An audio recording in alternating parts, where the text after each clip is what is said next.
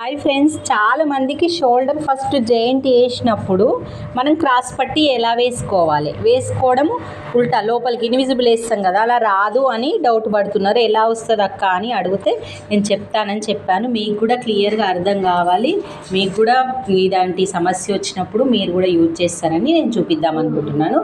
చూడండి ఒక్కసారి.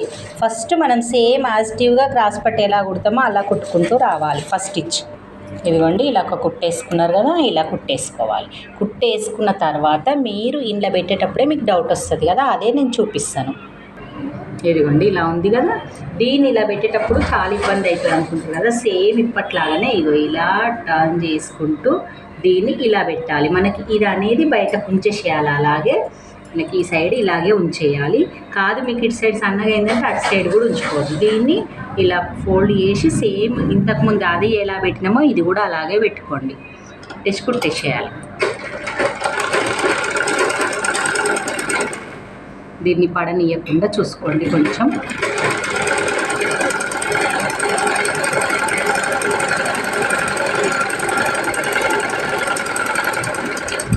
ఇప్పుడు దీన్ని ఇలా తీసుకోండి. చూడండి ఇప్పుడు ఎట్లా వచ్చేసి సేమ్ వస్తుందా, మీకు కరెక్ట్ వస్తుందా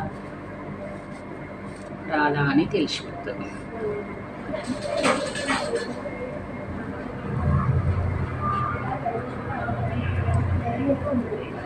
చాలామందికి ఇది అర్థం కాక స్ట్రేట్ కట్టింగ్ ఉన్న వాళ్ళకి, అమ్మమ్మ నాన్నమ్మ వాళ్ళకి మేము భుజం షోల్డర్ది జాయింట్ చూపిస్తాం, చాలా వీడియోలలో చూపించినాం. కానీ క్రాస్ పట్టి కుట్టేటప్పుడు చూపించలేను, కట్టింగ్ మాత్రం చూపించాను.